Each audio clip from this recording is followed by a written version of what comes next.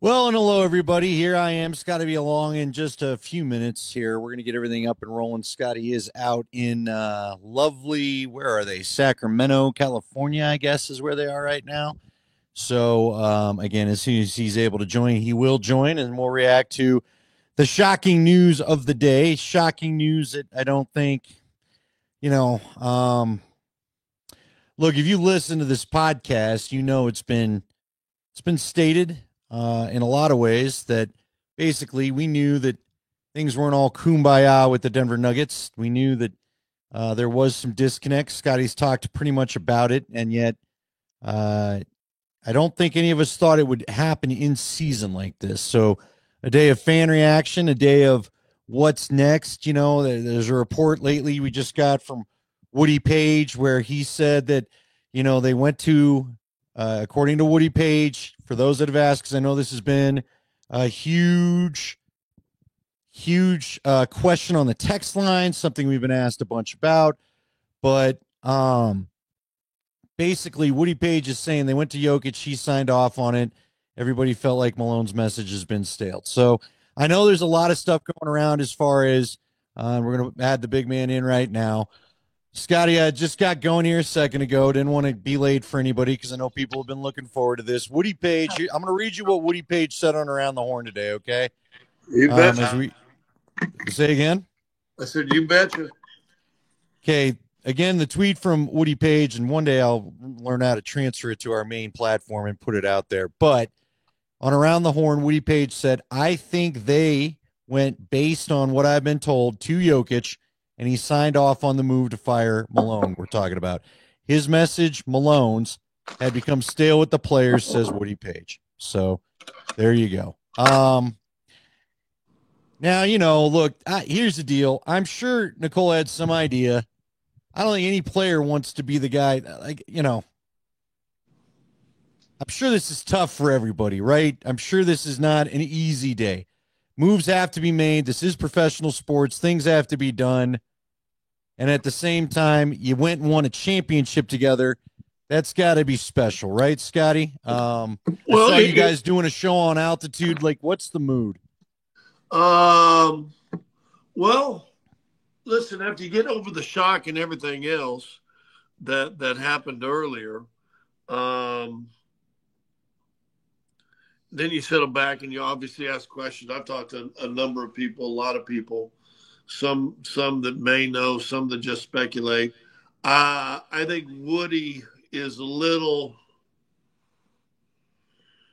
presumptive sounding.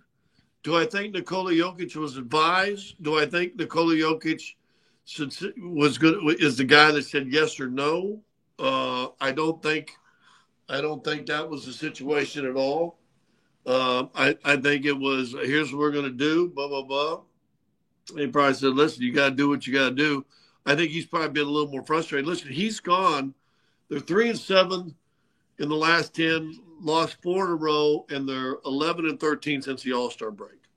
Um, Something was wrong, something was off. So Josh Kroenke said in an interview, I don't know if you got to watch it, it was just on Oh, altitude. we played it every hour. Yeah. Well, basically said that they'd come to the decision they were going to do this at the end of the year anyway. Right. And our old friend Sandy Clough, when I used to do a radio show with me, said, what you're going to have to do inevitably, you might as well do immediately.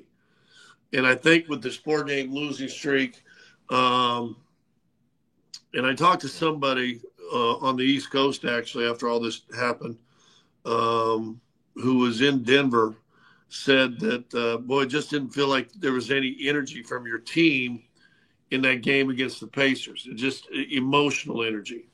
I think they played hard. I think they had a chance to win. Listen, they had a chance to win the Minnesota game. They had a chance to win the Golden State game. They had a chance to win the Indiana Pacers game, and they didn't do it. If they can close any of those three games out with Jamal Murray, I think they probably win all three of those. And then this is all a moot point.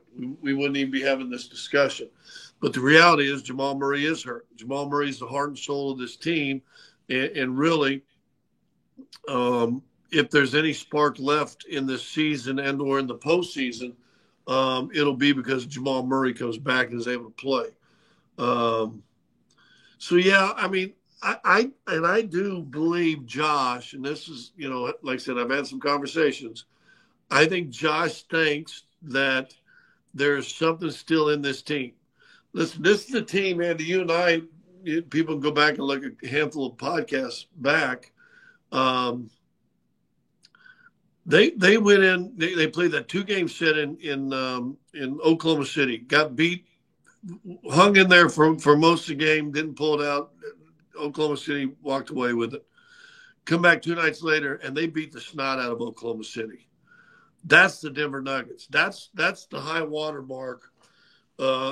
Going into Oklahoma City and beating a team that was full man, that was had played that first game in particular like a postseason game, and is currently running away with the Western Conference. And they went in there and beat the snot out of them. To where you had the coach playing games. Remember, that was a series where the coach was bringing the guy up with the checking in but not checking in, and what all that stuff they were doing just so Joker couldn't play with their heads. That's the high water mark. But they had Jamal Murray in that game. He's the absolute key for this season. Not to put too much pressure on him, but he's the absolute key. And listen, they played 15, 16 games this year without him, and that hurts. So yeah, I went from pretty sad, but I take him for his word. I think he honestly thinks his team could have a spark. And if that spark means winning 2 of the last 3, 3 of the last 3, it's not going to be easy. Sacramento tomorrow is trying to stay in the playoff picture. Memphis on Friday is trying to play in the playoff picture. You don't know what to expect in Houston in game 82 because Houston's going to clinch. In fact, I think already have clinched number 2. They may not play anybody. Who knows? But it is the last game of the year. So listen, if they were in the mind that they were going to do it at the end of in the summer, why not now? I mean, I other than tradition says, and most teams wait, why? If you're going to do it, you probably had a good chance of losing David Adelman at the end of the year anyway, because he's going to be a head coach sometime. Guess what you got? You got a chance in a tough situation. Not many coaches who take over in a situation like this. This is a tough situation. That you can see what this guy's made of now. This is like a rolling interview, if you will, for the spot. He's the son of a head coach. His dad's in the Hall of Fame for coaching. He'll be prepared. He's got a different demeanor than Coach Malone. The systems may look very similar. In fact, he put in most of this offense, and I was told today that this offense looks the way it looks, and it's been a top 3 offense since he's been here. The offense should stay the same. I don't know if they've got the personnel to be any good defensively. I think, and you and I have talked about this, you lose KCP, Bruce Brown, and Aaron Gordon's not healthy. Aaron Gordon's, half of what he was when they won the championship just because of that injury. So you've lost 3 guys, defensive guys, that were wrecking havoc for you when you won a championship. You don't have those guys. So, I've been joking for years, you may have to outscore teams 120 to 1 whatever. That may be the case. That I mean, if they have a run on them, they may have to average 128, in the playoffs to see what they can do. No one's ever done anything like that. It may not work, but that may be your only hope. So, well, look, I'll say this. I'm actually excited. I was bummed a little bit this morning. I like Michael Malone. I like Calvin Booth. They're both good guys. I've known Michael Malone since he was 19. I've had 2 or 3 really good conversations with Calvin this year throughout the season. I have respect for both guys. But, Al Davis said years ago, I remember seeing him on an NFL Films thing, that the 10-year mark for coaches is when he replaces them, because he said the voices get stale, and maybe it was just that time that Malone's voice was a little stale. I'll say this. Because I got a number of things to bounce off you. Let's start here. Why the move right now? Like you said, and I give our buddy Rob Trujillo credit. You know what you did, if nothing else? let's say this doesn't give you any bump. This doesn't make anything feel any, but let's just say none of the good things you hope for that could happen do happen. Right. Well, you got to start on getting a look at the coaching candidates. You got to start on seeing your GM candidates, which you and I both knew. The Calvin Booth thing has been projected since about, December, that he probably wasn't going to be back. And the longer the season went along, the more we figured this guy's probably not coming back. So now you can go do your coach, your GM interviews. There's a guy from Forbes that put out there. They're going to want to talk to Bob Myers of Golden State, the former Golden State GM guy. And by the way, how long ago did I tell you that name? Well, yeah, but, quite a bit ago. But it's out there from Forbes that they'd like to go talk to him. And now you can do it. And now it's not unethical. And now you're not going behind anybody's back or whatever, right? Yep. But I would say this. Let's say you get the little – and it's pro sports, maybe I don't know. But let's say you get the little new coach bump or the, whatever you want to call it bump. Well, you get a bump for 3 games, and guess what you do? You get out of the play-in situation. You get a week to take a breath and catch your mental, get refocused, whatever. And then maybe with Adelman, you said it. It's not like you can go install some new system, although maybe they can work on a couple defensive rotations you've talked a bit about and maybe come up with a new way to scheme that. But at the end of the day, maybe this allows you to, like I said, avoid the play-in, and then maybe we'll get something we don't expect come the playoffs, Scotty. Right. Who knows? Yeah, and that's what you got to hope for, as disappointing as these last, month and a half has been. But and it's really hit me over the last few hours. Everybody, and I can show you my phone. I've probably got 75 messages. Why now? Why now? Why now? But in the same, for every yin, there's a yang. Why not? Yeah, look, the vibe was bad. We said it on the podcast last time we got together. You and I have talked about it in conversations. I've said it on the air. Okay? I've been around enough professional sports to know when a team is enjoying being with each other and when they aren't. Now, does it always matter? No, it doesn't always matter. Not every championship team is best friends. Not everybody, but I've been around, like, I'll go 2005 Broncos. Dude, that team couldn't wait to play with each other. The 2015 Broncos defense, now the offense was stressed. That defense loved getting out there on Sunday and being together. And quite honestly, the 2023 Denver Nuggets, the 2022 Colorado Avalanche, dude, the Avs would take 5 days off in their last Cub season, and you could just feel like breaking through the wall, like bulls out of the corral in the running of the Bulls to get back out on the ice. They'd spank teams 7-0 after that sometimes. The Nuggets, there was a joy in them playing basketball we could all feel. The joy has been gone for at least 18 months. At least 18 months. Yep. So why continue to exist in it? 666 days, somebody figured out, sign of the devil, since they won a championship. So, listen, Michael Malone, I hope he's remembered well, because I think he was great. His name will be up in the rafters. You got Doug Mose up there, so you got to put Malone's up there someday. He was fantastic, and he coached Nikola Jokic since his rookie year. Jamal Murray since his rookie year. Probably got a bum deal, but I've told the story a handful of times a day. I remember sitting in my head coach's office in Arkansas as I was about ready to get ready for the draft, and he goes, "Scott, what do you want to do for a living?" I said, "Well, I'd like to play in the league for a little bit, and then I'd like to become a coach." He goes, "Oh, Scott," I can still hear how he says my name. "Oh, Scott, you don't want to be a coach. There's 2 kinds: those that have been fired, and those that are going to be fired." And that's the profession. That's why they're compensated as well as they are, in the college and pro level. So I feel Babs, it's never good to be said, hey, you didn't get the job done. You feel like the job is incomplete. But this is probably good for Malone. He won't see it for a while, but this will end up being okay for him. And listen, I think there's a lot of respect for Calvin also. So I'm sure he'll be around somewhere else in the next year too. So why now? Why not now if you're going to make that change? And I thought that was the biggest revelation in that interview with Vic that Josh Kroenke did, was we'd come to the decision this is what we were going to do in the off season. Well, then why not now? I mean, you're basically saying this looks like trash. This is a turd. Why not get the turd out of the bowl for a little bit and see if you can clean it up? And Who knows? I mean, this team is good enough. You and I have talked about this. This starting five when healthy. And Jamal's the biggest key to it. I think Aaron Gordon's a big key to it. But when they're healthy, their starting five can play anybody in the league. I'm not even worried about that. Just look at the plus minuses of the starting five versus when everybody else comes in. So what more can they change? I don't know. Other than maybe guys get different voice in your ear, less it's like your kids. I had my son come home one time.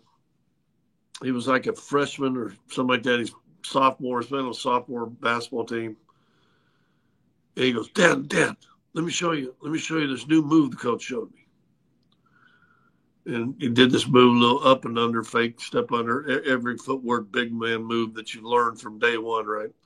I go, son, I said, I've been showing you that move since you were 9 years old. He said, yeah, but coach showed me this one. I said, yeah, but coach is a math teacher, and I played 11 years in the NBA. But that was a different voice. He took to it with a different voice,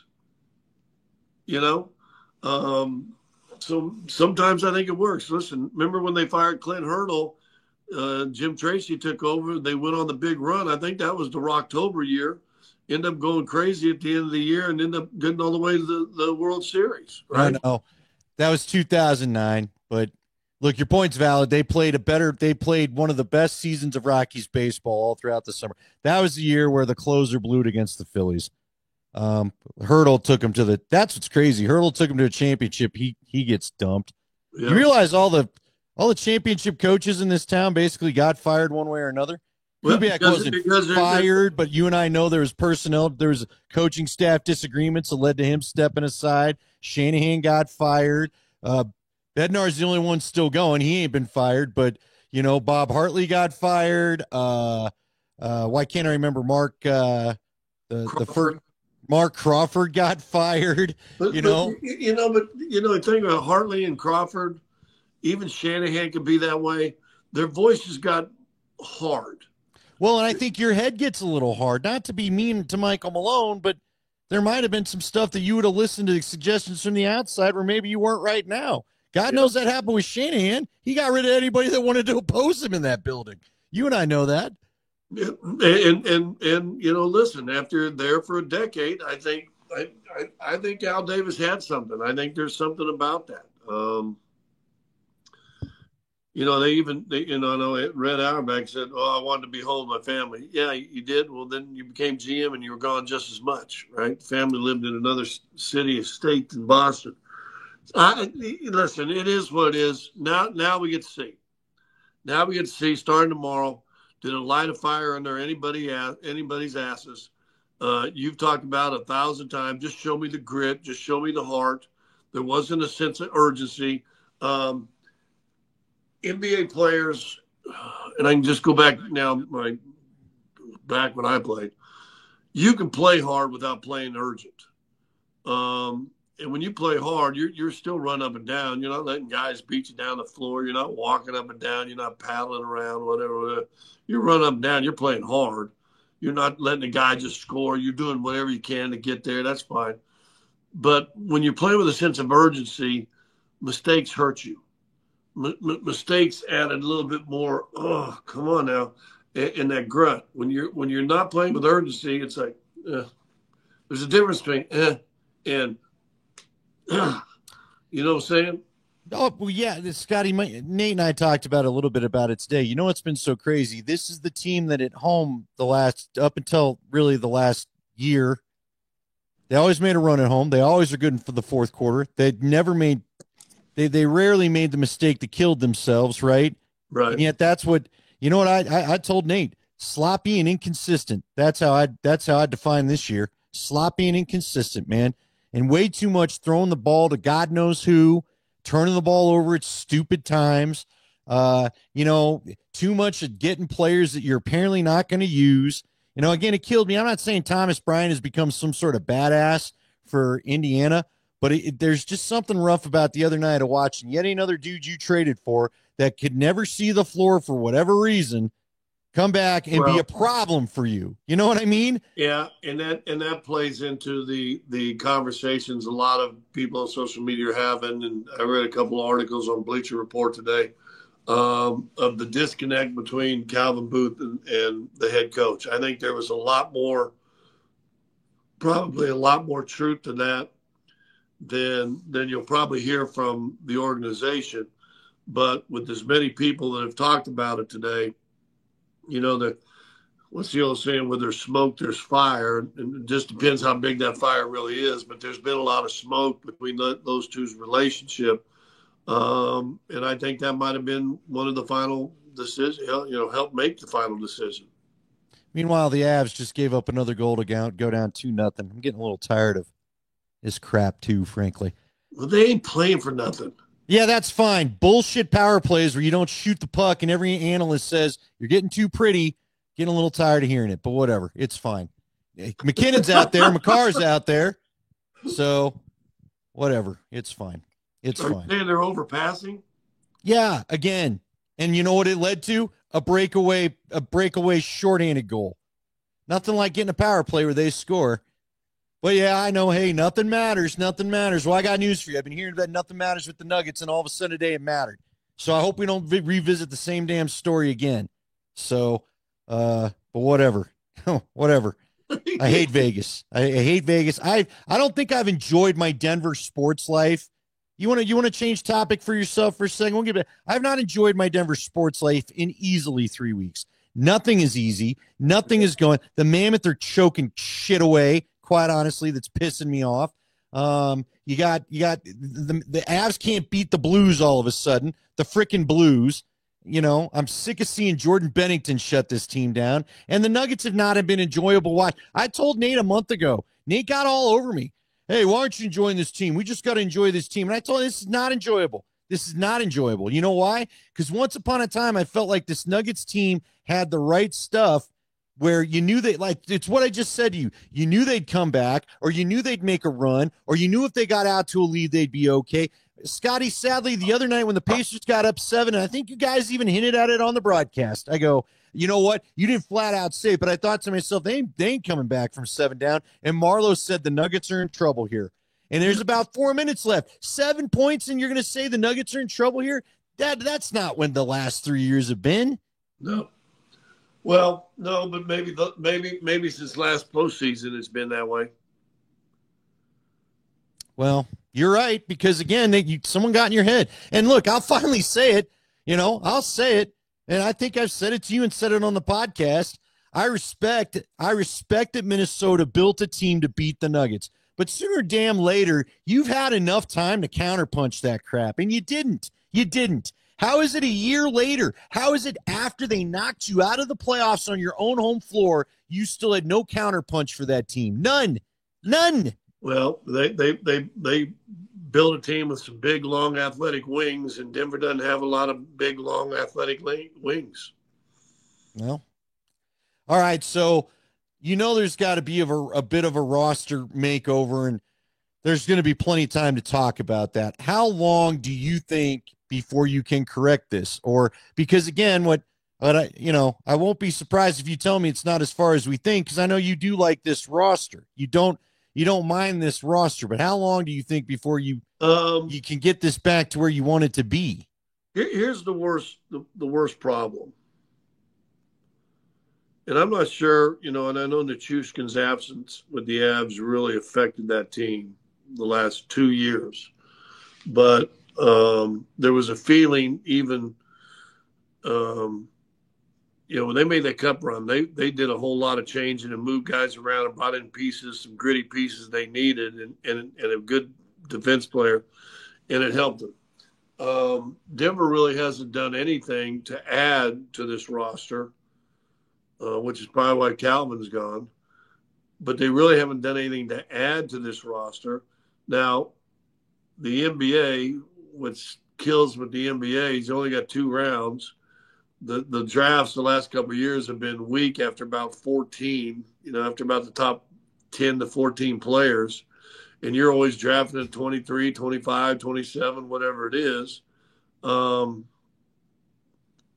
You know, you're like you're kind of like the Broncos are this year. You're in that 20th position to draft, and there's only 18 first round grades. Right? Which is exactly what Leggy said to me today. It's like you were sitting at lunch, and he goes, "I might even have too many." Well, so Denver picked 24 last year, and there was probably, if you graded them like NFL players graded them, there was probably 14, maybe 16 first round grades. Right. And so now you do that for a couple of years, you get a little top heavy, and then all of a sudden, so now you're getting no help or support from anything from the bench.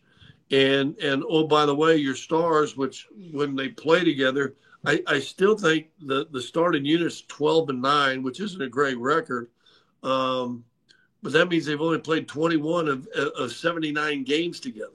No, I hear you. And look, again, what could be different if Deron Holmes had played? You and I brought up Deron Holmes. Everyone seems to forget that could have been another athletic big that could have helped with the rebounding, maybe help with some of the scoring, maybe would have given Joker another dunker.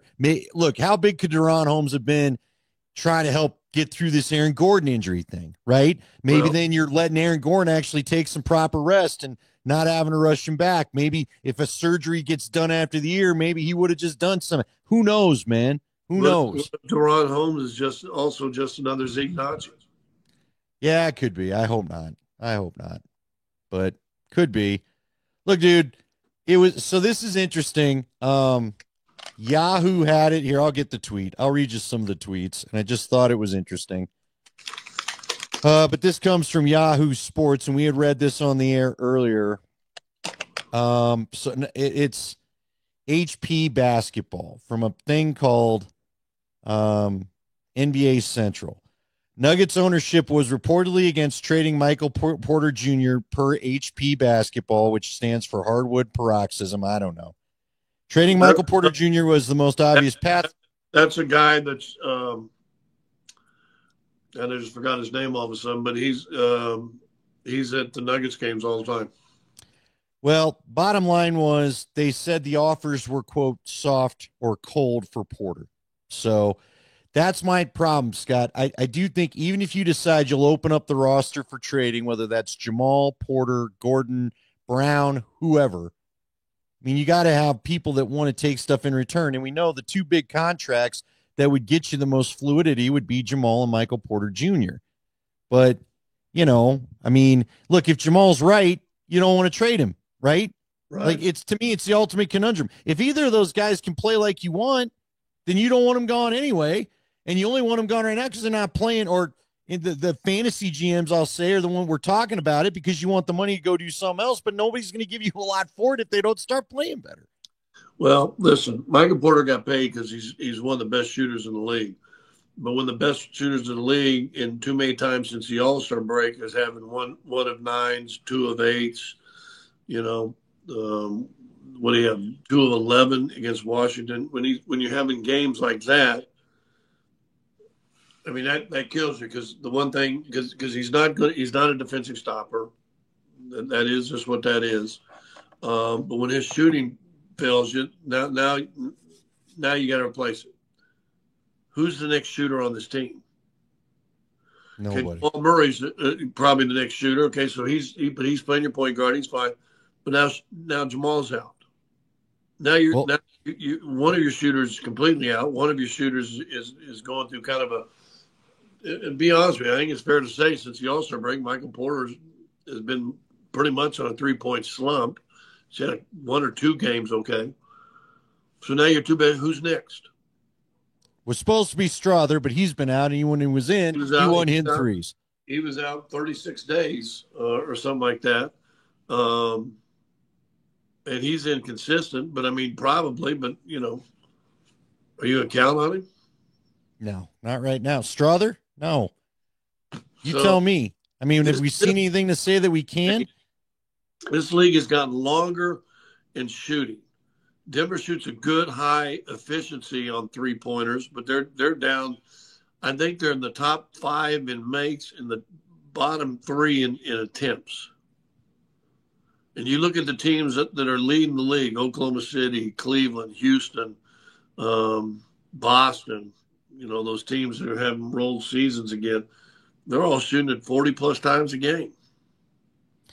Yeah, and the Nuggets again, they want to get in the paint, right? You guys highlighted it the other night. They were killing Indiana in the paint, but guess what? Indiana's hitting threes and you're not. And so it doesn't matter because you can't defend the three and you don't rebound well. So even when they're missing the threes, they're getting second and third opportunities because nobody rebounds. So I don't know, Scotty. It sucks that we got here this way. I'm with you. You know, I hope everybody will remember this is the championship coach. I feel like guys from the championship teams always keep a special place in your heart. And look, this is not special. May not even be the word because I will tell you that a lot of us, and there's a ton of comments on YouTube. We're seeing it all. You guys are moving too fast for me to even process it, but we appreciate it. We appreciate you watching. We hope you've subscribed to the channel and all that good stuff. But, you know, I never thought we'd see an NBA title in Denver. I just never did. I just never thought that would be the league we'd be the champions of. I didn't feel like players wanted to come here via free agency. I didn't feel like the league really wanted it to happen because we're not a major market. So I felt like even when we get stars, I still feel like times, even though we got stars, we don't get calls that some of the big market stars get. And so I don't care, you know, this isn't the ending anybody wanted, including Malone and Boot themselves. But at the end of the day, they did something I never thought possible, and I will never, ever forget that. Ever. Yeah, so. And well said. But then think about this.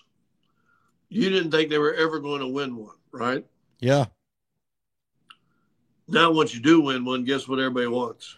Well, because Scotty, and now I'll bring in another point that, you know, I feel like you could talk about because you got to know him and you saw the end of the run. And I brought it up when Vic Lombardi joined our show today.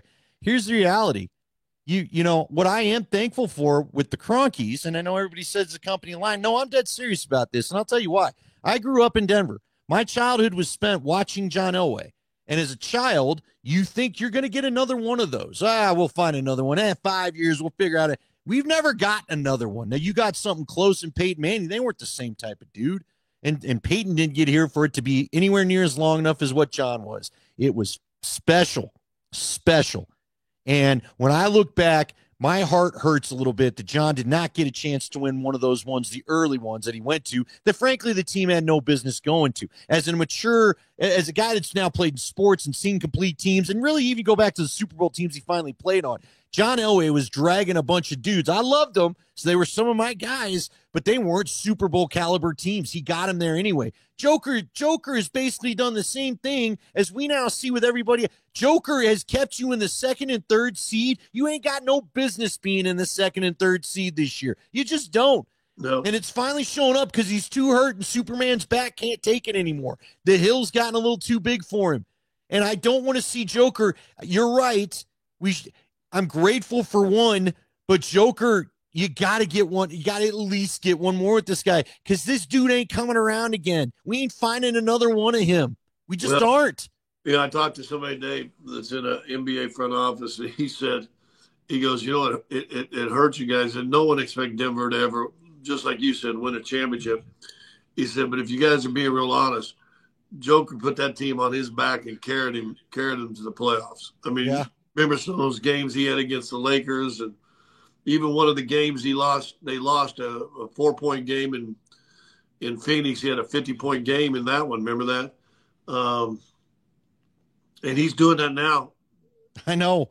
I mean, if I'm an owner, if I'm being real honest, and I'm looking at how Joker's playing right now, and I'm going, and we've lost 4 straight. I mean, just go pop up, look up on your phone or whatever, what he scored in the last 6 games. It's unbelievable. Yeah, it's like 60-40. You know, it's like 130 points or something, isn't it? He's 140. Right now, he's averaging 32, 13, and 10 on the season. And he's not going to be MVP as a 7-foot center. And what the, you know what, I don't, and this ain't fair, but from everything I'm hearing, this put the nail on the MVP as far as not winning it because, yeah, you know, they say, see, look, they got all that trouble. Yeah. If Joker went on this team right now, you'd be down, your record would be what Utah. You'd be at 17, 18 wins, maybe. To answer your question, 61 points, 33 points, 41 points. That's 13 assists, 9 assists, 10 assists, 15, 12, and 10 rebounds. That's the last 3 games, right? That's Indiana, Golden State, Minnesota. Guess what those are? 3 playoff teams. And he yeah, 61. He's not even doing it against the scrubs. He's doing it against playoff teams. 61, 33, and 41. Yeah. Yeah. 33 all of a sudden.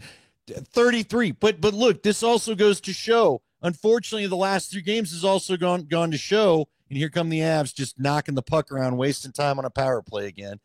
2-0 is the score. Between the Pipes follows this fine broadcast on YouTube. When you let Joker do the scoring, Joker is a creator. Joker needs somebody else willing to get in there, score some points, not screw this thing up. And it's not happening right now. And look, unfortunately, these last 3 games with these gaudy scoring numbers, it goes to what everybody says. We're going to let everybody else beat us, not Joker. And look what happens. Because when he's scoring and no one's helping, this is what it looks like. And you don't win, and it sucks. But think about this. He had 41 the other night. They lose, and he still had 13 assists. I know. Yeah. So what else is everybody? I mean, that's like 70 points he's accounted for. Well, but listen, if you look also, I think Hanslick on the show we did today pointed out their bench scoring is 28th in the league. There's 30 teams. And usually 29 and 30 are probably, 29 and 30 are probably lottery teams. Yeah. Oh, my God, Scotty.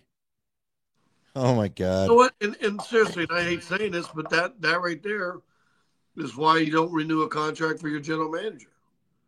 Now, there's probably a lot of blame.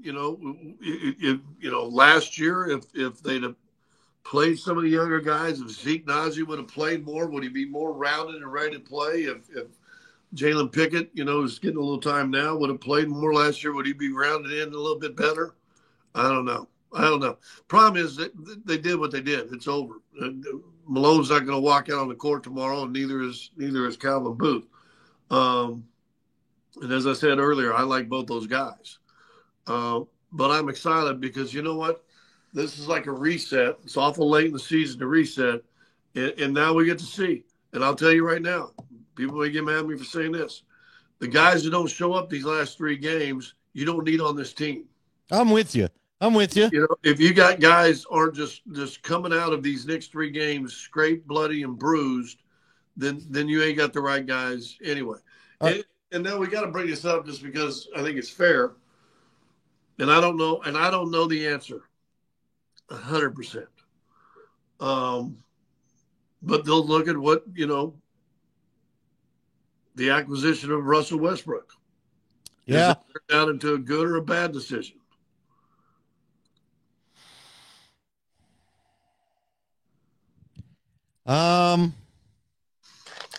I don't know, Scotty, because at times I'm not going to act like there hasn't been fun in the Russ experience during the year at times. There has been. But the last month, I think you've played him too much. I think it's tough, man. Look, it's tough.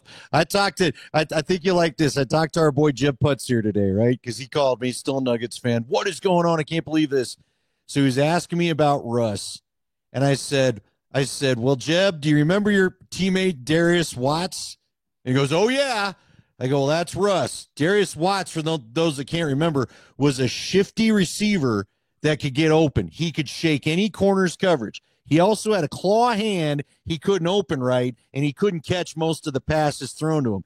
That, to me, is Russ. Russ is the ultimate defender that's going to cut the pass off. He's going to get a steal. But then you need him to get the ball the hell out of his hand as soon as he's got it, and it just doesn't work that way in basketball. So I give him credit. Like that against the Wolves. You made the steal. That was a great steal. That was good instinct. That was a good break on the ball. But then you got out in the open floor, and I know we talked about dribbling it out. Bro, I'm not sure you'd have made both free throws anyway. And then you went and clanked the layup. Yeah, so go make the layup. It's just unreal. I honestly think if he makes that layup, they win that game. Yeah, and this is all different. And then you know what? Maybe someone don't feel so tired, and maybe you get San Antonio too. And maybe you're not feeling so crappy about yourself going into Golden State. I don't know. Well, it'll be interesting because you got a hungry team in Sacramento. So yeah, but this needs if you don't show desperate here, then this team's truly broken.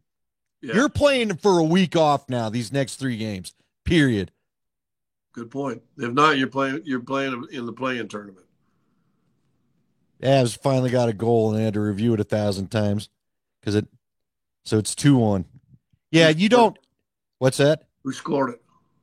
Nichushkin shot it. The goalie was on his back, reached up and grabbed it, but grabbed it over the goal line, so it was in. I'll ask you. What do you think was because look, Westbrook, and this is the problem with everything the last couple years, right, Scotty? In my mind, I'm not want to speak for you. And we got so many people watching, I almost want to get off. We appreciate there's a ton of you watching. Thank you. Everybody that was supposed to come in and play a role has somehow been a bigger deal. You know what you taught me long ago? I'm going to go back to a lesson you taught me, and then you can maybe comment how it applies right now. Remember when Earl Boykins became a big thing? Earl Boykins was a total badass coming off the bench. He was an energy injector that, frankly, I don't even think they have right now with Bruce Brown gone and Christian Brown having to move. Christian Brown used to be your energy plug, your Vinnie Johnson, if you will, off the different kind. But, Vinnie Johnson was just an instant scorer. That's why they called him the microwave. But Christian would come in. Everybody maybe get the energy level up. The crowd would get into it. It just was like an instant jolt of energy. The old jumper cables on the battery or whatever. Earl Boykins had a little of that going on. Well, guess what? Then he became a starter. And then because he was playing more minutes, he wasn't quite that jolt of energy. And you lost him coming. You used to tell me anytime a bench guy has to move up and take on a different role, it weakens your bench. It weakens the whole process. Well, I don't think Russ was ever meant to come in here and be a 30. He was. You and I know. He was supposed to be a 15 to 20 minute a game guy. That's why you only paid him $3 million. He was not meant to have this big a role, and somehow here we are. So I don't think it was necessarily a mistake. You've screwed up too many other things where now you're relying on a guy you shouldn't be relying on this heavily. And part of it, we got to be honest, part of it's injuries. Russ was fine, and I thought he was a big asset to the team when he was at 18 to 20 minutes a game. Exactly. 100%.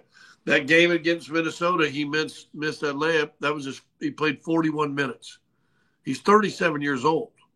Dude, right? Still darted down the court quicker than anybody. Yeah, he's a phenomenal athlete. He's a specimen. But still, that's 41 minutes on a guy you were hoping. Go back to Reggie Jackson last year. Reggie Jackson would have been great as the backup point guard last year.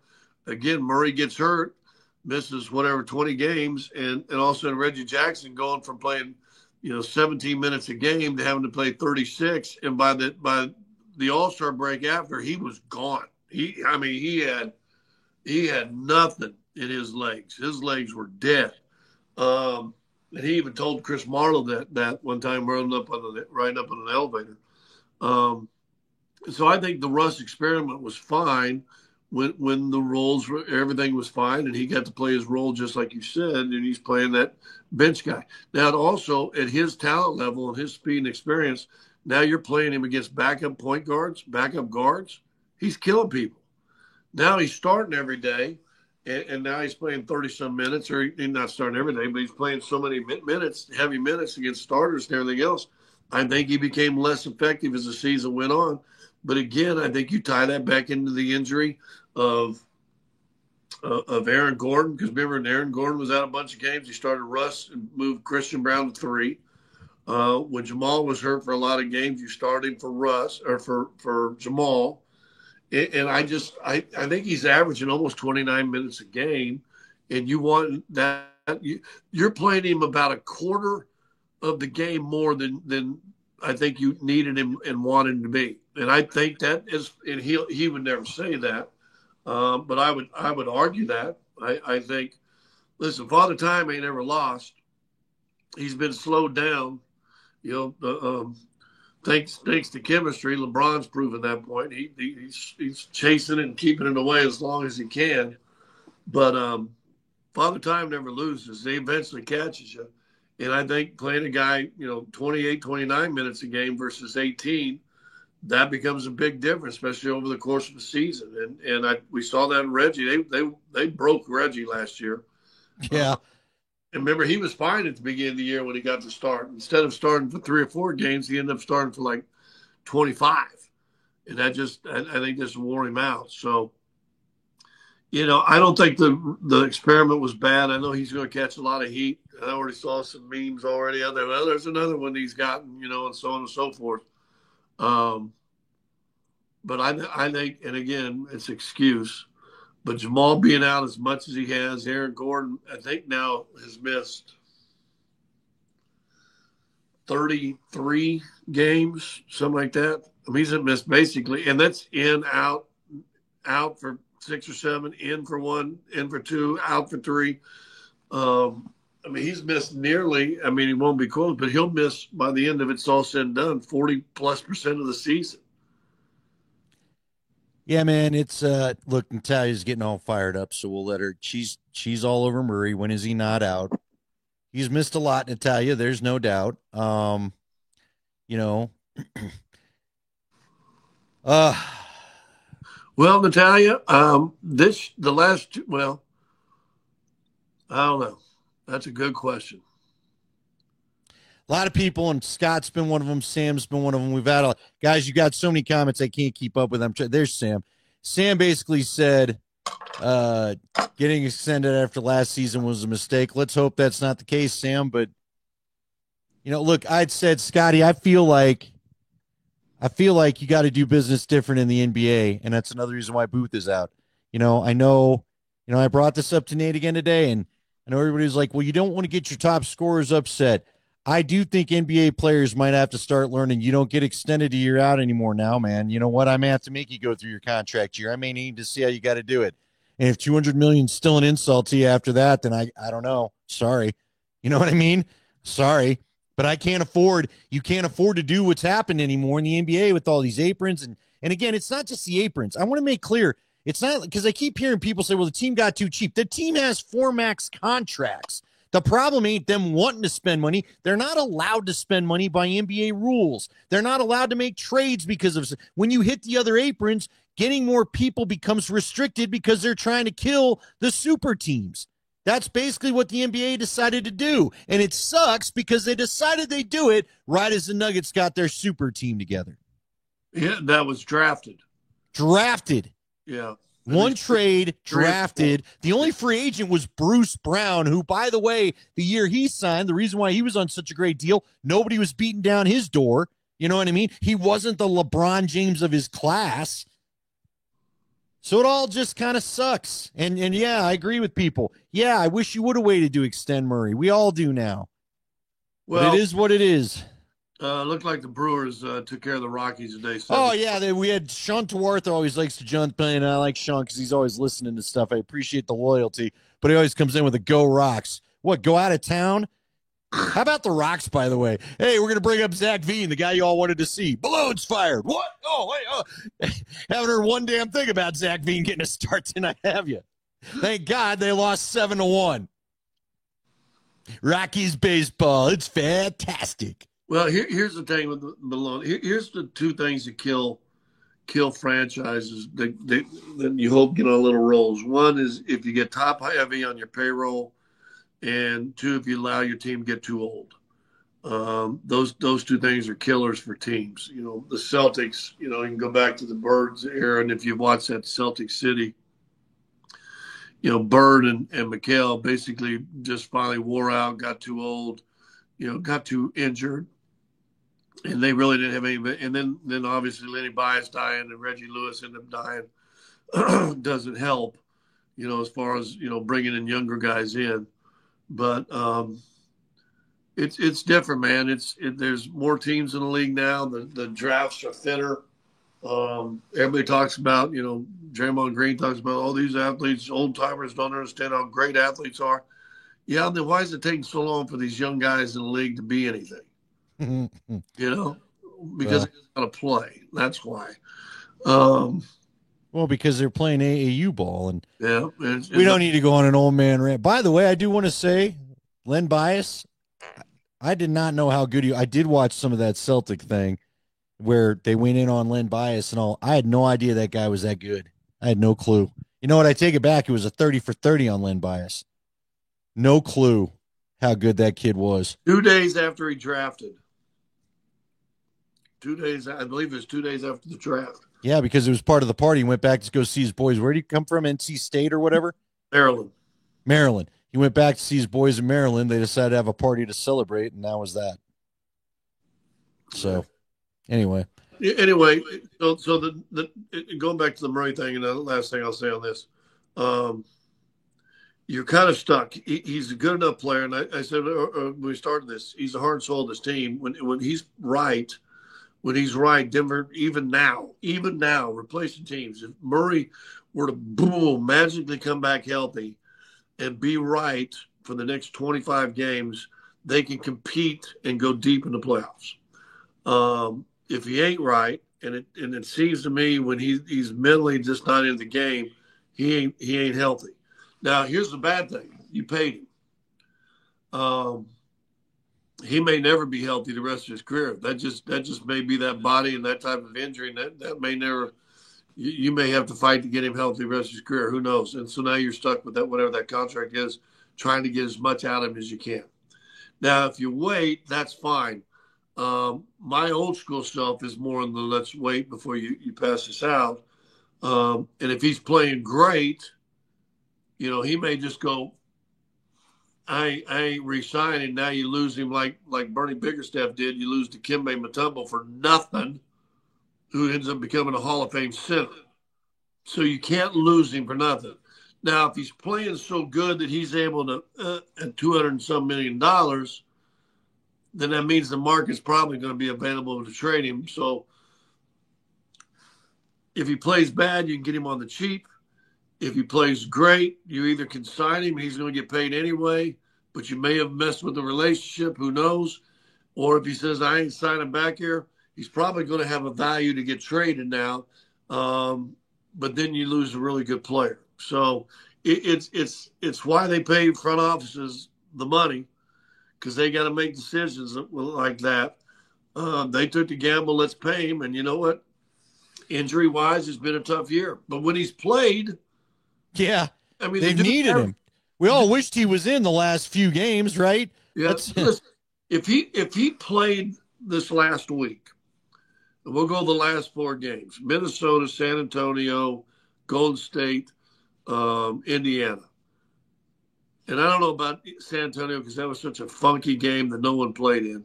But those other 3 playoff teams you mentioned, Murray plays in those games, and he plays, and he's right, he's healthy. I think you win all 3 of those games. Now what? Now you're at 50 wins. You're 50-29 team with 3 games to low.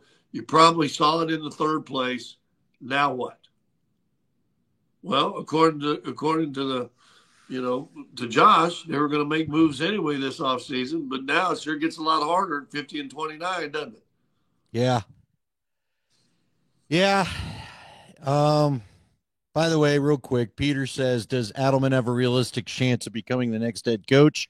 Hey, look, whatever it's worth, Peter, we read some lines. We read some lines from, I don't remember what book service it was. Adelman was the favorite to be the coach. Now, look, if they go get a Bob Myers or someone else that's GM, I'd assume he gets to pick his coach. So who knows? I think it's too early to know. Yeah. But you said it earlier, Scotty. Maybe repeat it since we got such a big audience right now. You did say Adelman was probably going to leave to be a head coach this offseason anyway. So Adelman will be a head coach in this league sooner rather than later. And that might be also why you pushed the decision a little quicker. Let's see. Hey, now he's coming in, and it's a crappy time. Listen, because I know Dave appreciates and respects Michael Malone. He's the guy that brought him over here. Let him control the offense. Let him coach. Let him really. I mean, if you've ever been able to go to a Nuggets practice, he coaches when he's on the floor. So I know there's a loyalty to Michael that's probably just absolutely killing him. But then there's a great opportunity, right? I think he's well respected in the league. So now, if you're going to change, this thing's going to be changed anyway. And this guy's going to be a hot commodity. Now, guess what? You got 3 games. Say the Nuggets win all 3 of these games coming up. Look good doing it. And then you go in and you win the first round. And then the second round, maybe you win or at least go to 7 games. You're not going to have home court. Do you not sit there and got to at least think, well, God dang, this guy got him playing. They haven't been playing like this all year. Yeah, I totally agree with you. But I would also say I also want the GM to know you got to pick your coach. We're not going to be in your way. Dude, but you know what? He goes out and puts on a little run. The Nuggets go on a little bit of run under David Adelman. Then guess what? There's probably going to be a bidding war. If we're being well, that's true. Probably going to be somebody going, hey, let's come up here. Let me ask you. Who knows, man? This might be so broken right now, more broken than we even realize. And it ain't going to matter if Red Auerbach rolls up out of his grave and brings Bill Russell with him, and his grave too, that even matter. Listen, by the way, Avs just tied the game up. You know why? Shot. Finally punched a rebound home. Just saying. Well, just saying. I think it's been 4-2. It's 2-2 now. Real quick, would you talk to Mike Nori? Mike Nori was on that list. Now, he was further down. They had a few assistants on there, but would you talk to Mike Nori, who's an assistant with the Wolves now? He took over when Chris Finch hurt his leg or whatever and had to not, walk around so much. Is he an interesting name? Because I believe they've said that Jokic likes Nori? They have a relationship, and he was here. He was with Malone in Sacramento, and he was with Mike here the first 3 or 4 years. Took a higher paying job in Minnesota. You got to talk to him. That's for sure. It'd be worth talking to him. I don't know who all be on that list. That's what's going to be interesting. I would assume Mike Brown made that list. Chauncey Billups would be an interesting Mike list. Brown was not on that list. And you know what? Neither was Chauncey. We would have texted her to talk about Chauncey. What is Chauncey's deal in Portland? Is he going to be done or what? Well, I think it's the last year of his deal. And they had a run for the playoffs. Listen, they went young. I think they're the second or third youngest team in the league. They got young stars, and they play hard. But that may not be good enough for them. But that'd be an interesting, and people may not get too excited other than it's Chauncey coming back home. But it'd sure be interesting. That'd be an interesting name for me. I'm with you. I would agree. Now sometimes that's hard, bringing the hometown kid home. But I'm with you. I wouldn't be opposed to it. All right. We've done an hour. My man, you've done nothing but talk about this, I think, for 7 straight, it seems like. By the way, go ahead. I said since noon. What we want everybody, because we got so many new listeners here, new viewers here. Make sure you subscribe on YouTube, because most of the comments came from YouTube. So please subscribe. You probably already are. Tell your friends too. Scotty and I do this every week, Tuesday, usually between 8 and 9. We try to make it a Tuesday. Last week, there just was too much going on. You and I could not get it done. The games are weird. So that's why we missed last week. But I got to study. I'm the big play-by-play guy. Well, I did the Mammoth Tuesday. Yeah, I did the Mammoth Wednesday. I know, and you had to study Tuesday. No, Tuesday we had the double up. We had the double up games or something. I don't remember. No, yeah, remember you had they lost to the damn Wolves a week ago. The damn game we keep talking about was a week ago. Oh, hey, Andy's screwing me. No, you're not around. Oh, that was Thursday night. We could, Andy. I got to walk my dog. Yeah, because Thursday night I'm done doing damn podcasts. How about that? I do one Tuesday, Wednesday. Sanford wanted to do a draft once. We're doing for 3 weeks. We got Peyton involved. I'm all podcasted out. Who am I, D-Mac? I ain't doing 15 a day. Damn. Yeah, I want you. You know what? I want you to start doing a from the throne podcast. I just want you on this channel. You wake up, handle your morning business, and preach to everybody as you get it done. I'm all in. I'm all in. Just keep it a very quiet mic. Yes. By the way, again, if anyone wants to sponsor, Pins and Aces, outstanding stuff. If I got a little chilly in the room, I got a little hoodie in here. Yeah, yeah. Yeah, yeah. No topless shots. No, no, hey, no shut bull chats, says Scott S. There you go. The bull chat with you. You can send Scott preach it from the porcelain throne. How about that? That's our guy Trent. Preaching on porcelain. Yeah. It's like a 15-minute day preach. Hey, listen, you can preach from the porcelain throne. Just don't let any of the congregation get heard from, if you know what I mean. No. Oh, there the kids are swimming. All right. And with that, we bid you all good night. In about an hour's time or so, you'll probably hear from Raj and Spring. Good night, all. We'll talk to you next week? Hold on real quick. Tuesday? Hopefully they're not playing next week because they win these 3 damn games, right? Their last game is Sunday at 1:30. And then, well, for now, they could have a playing game. For now. Wednesday. Oh, God. Let's hope not. Okay, Tuesday, we're planning on doing it, folks. Good night, all. Good night.